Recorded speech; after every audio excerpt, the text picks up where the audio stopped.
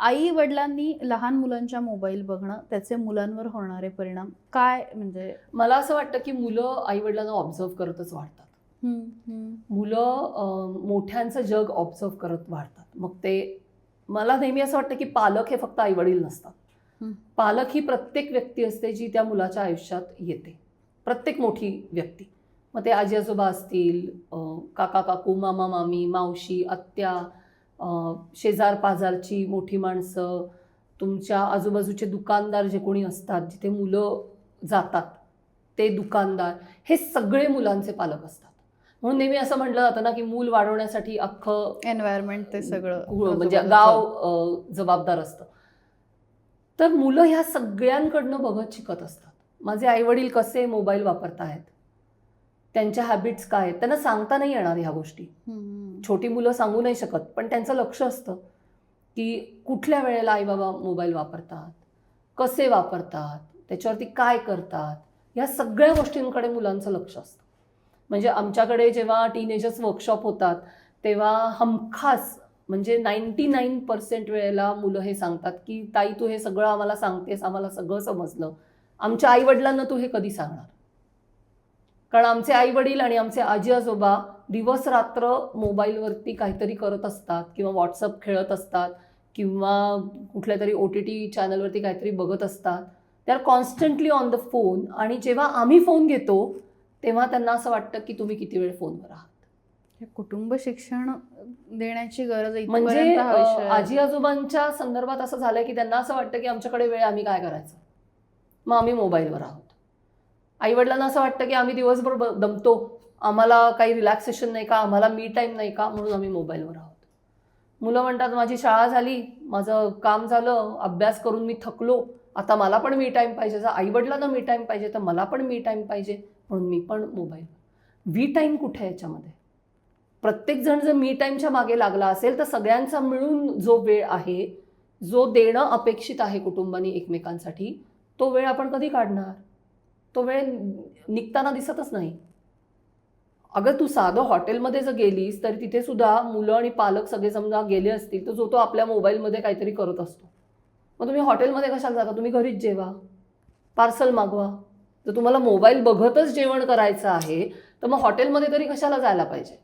आपण का जातो बाहेर? तर एकमेकांबरोबर वेळ घालवू, गप्पा मारू, काहीतरी वातावरण बदलतं, विषय बदलतात, त्यांनी एक रिलॅक्सेशन मिळतं. ह्या गोष्टी लक्षातच घेतल्या जात नाहीत. कारण पुन्हा मला असं वाटतं की रिलॅक्सेशनचं उत्तर पण मोबाईलमध्ये आहे असं एक समज एस्टॅब्लिश झालेला आहे की मला स्ट्रेस आला तर मी मोबाईलकडे गेलं पाहिजे, तुम्हाला स्ट्रेस आला तर तुम्ही मोबाईलकडे नाही गेलं पाहिजे. कारण मोबाईल हे स्ट्रेसचं उत्तर नाही, त्याने तुमचा स्ट्रेस वाढतो, कमी होत नाही. गेमिंग, अनेक लोकांना असं वाटतं की मला स्ट्रेस आला की मी गेमिंग खेळलं की माझा स्ट्रेस जाईल, पण तसं होत नाही. गेमिंगमध्ये तुम्हाला टार्गेट्स असतात, तुम्हाला अचीव्ह करायला लागतं, तुम्हाला एक लेवल, प्रत्येक लेवल क्रॉस करायला लागते, तिथे काहीतरी तुम्हाला सतत चॅलेंज असतं, त्याने तुमचा स्ट्रेस जाऊ शकत नाही, स्ट्रेस वाढतो की मी ते अचीव्ह नाही करू शकलो. मला अनेक स्त्री पुरुष असे माहिती आहेत की जे गेमिंग करत असतात. समजा मी गेमिंग करते आणि मला काहीतरी सांगितलं घरातल्या, अरे 2 मिनटं हे कर रे, तर ती व्यक्ती असं थांब जरा 2 मिनिटांनी करते, कारण त्याला हे प्रेशर असतं की मी आत्ताच हा गेम सोडला तर ही लेवल माझी क्रॉस होणार नाही, मी मागे येईन म्हणजे परत मला सुरू करावं लागेल. हे इथे कुठे रिलॅक्सेशन आहे? This is not relaxation, this is stressful. म्हणून ती व्यक्ती त्या घरातल्या माणसांना सांगते की थांब मी हे नंतर करतो, मला आधी हे क्रॉस करू दे, मला आधी हे कम्प्लीट करू दे, नाही तर माझा गेम अर्धवट राहील. हे रिलॅक्सेशन नाही आहे. आणि हे जेव्हा तुम्ही डे टू डे रोज येता जाता करत असता तेव्हा ह्याच्यातनं गोष्टी इमोशनल लेवलवरती बिल्ड होत जातात. सो किती लोक सांगतात की सकाळी उठल्यापासनं रात्री झोपेपर्यंत म्हणजे आम्ही व्यवस्थित झोप होते आमची पण आम्हाला फ्रेशच वाटत नाही सकाळी. कारण एक हा पण प्रकार असतो की जरी तुम्ही मोबाईलवर नसलात, जरी तुम्ही इंटरनेटवरती नसलात, तरी जर तुमच्या डोक्यामध्ये सतत तेच विचार चालू असतील की आता माझं काम कधी संपेल, मला ब्रेक कधी मिळेल, म्हणजे मग मी ती सिरियल कधी बघीन, किंवा मला आता ब्रेक मिळाला की मी गेमिंग कधी करीन, हे जर सतत डोक्यात सुरू असेल ना, म्हणजे अगदी सांगायचं झालं तर सिगरेटचा झुरका घेण्यासाठीचा ब्रेक जसा घेतला जातो की आता ह्यार ब्रेक घेऊया, मला एक कश मारायचा आहे, कारण शक्य नाही, मी त्याशिवाय काम नाही करू शकत. हे जे होतं ना, असेच प्रकार होतात की लोकांना थोड्या थोड्या वेळाने असं वाटायला लागतं, यार थोडा ब्रेक पाहिजे, थोडा सोशल मीडियावर जाऊन येते, थोडं यूट्यूबवर काहीतरी रील्स बघते किंवा थोडंसं मध्ये गेम्स खेळून घेते. ही डिपेंडन्सी नाही तर काय आहे? ही डिपेंडन्सीच आहे, हे ॲडिक्शनच आहे.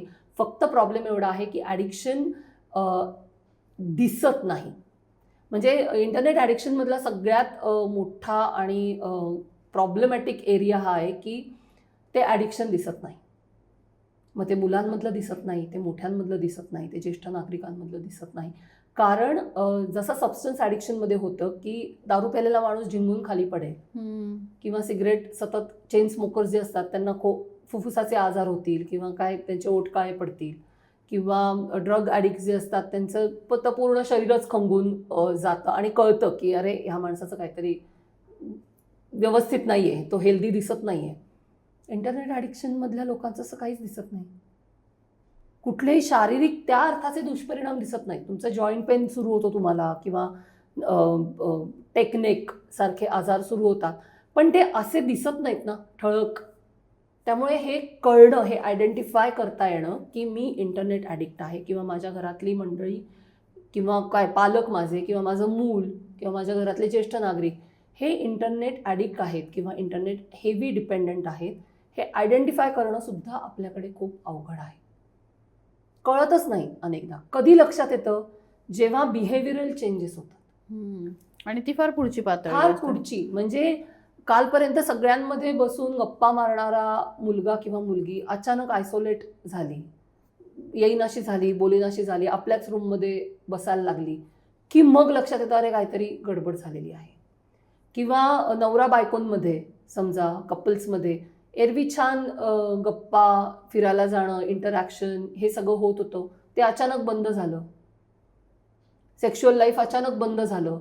हे बदल जेव्हा होतात ना की जेव्हा ते इतके एक्स्ट्रीम लेवलला असतात की त्याचा एकमेकांना त्रास व्हायला लागतो, तेव्हा लोक जागे होतात आणि तेव्हा त्यांना असं वाटतं की काहीतरी गडबडलेलं आहे. मग ते काहीतरी गडबडलंय, हे काय झालंय ह्याची जेव्हा शोधाशोध सुरू होते तेव्हा लक्षात येतं की हे मोबाईलमुळे होतं, हे इंटरनेट ॲडिक्शनमुळे होतं. त्यामुळे ते आयडेंटिफाय जेवढं लवकर तुम्हाला करता येईल, अर्ली स्टेजमध्ये करता येईल, तितकं त्याला कंट्रोल करणं हे सोपं जाऊ शकतं. नाही तर काय होतं की एकदा तुम्ही टोटली डिपेंडंट आहात, तुम्हाला सतत मोबाईल लागतोय, तर मग ते मागे येण्याची प्रक्रिया पण खूप कठीण आहे. कारण पुन्हा प्रॉब्लेम हाच आहे की सबस्टन्स ॲडिक्शनमध्ये तुम्ही पूर्णपणे बंद करू शकता. इथे तुम्ही पूर्णपणे बंद नाही ना करू शकत. तुम्हाला फोन करायला तर मोबाईल लागणारच आहे.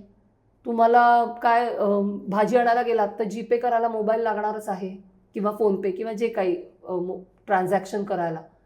ह्या सगळ्या गोष्टींसाठी तुम्हाला मोबाईल लागणारच आहे, कारण आपण अनेक गोष्टी आता मोबाईलवर करतो आहोत. मग ते कंट्रोल करणं हे सुद्धा खूप कठीण आहे. म्हणून मग आम्ही म्हणतो की तुम्ही शिस्त, जी स्क्रीन टाईम मॅनेजमेंट हा जो प्रकार आहे की ती शिस्त स्वतःला लावणं, पालक म्हणून स्वतःला लावणं आणि आपल्या मुलांना लहान वयापासून त्याची शिस्त लावणं, ह्या जर गोष्टी केल्या ना तर मग एवढ्या एक्स्ट्रीम लेवलला जायची वेळ येत नाही. आणि त्याचे जे दुष्परिणाम आहेत मानसिक, प्रामुख्याने शारीरिक पण होतात, पण प्रामुख्याने मानसिक जे परिणाम होतात ते टाळता येणं शक्य आहे. म्हणजे मला कायम असं वाटतं की मोबाईलचे शारीरिक, मानसिक, भावनिक दुष्परिणाम हे टाळता येण्यासारखे असतात, आहेत. पण जस्ट बिकॉज आपण त्याच्याबद्दल अतिशय इग्नोरंट आहोत आणि त्या गोष्टी आपण फार गांभीर्याने घेत नाही, त्याच्यामुळे आपण त्याचे दुष्परिणाम टाळू शकत.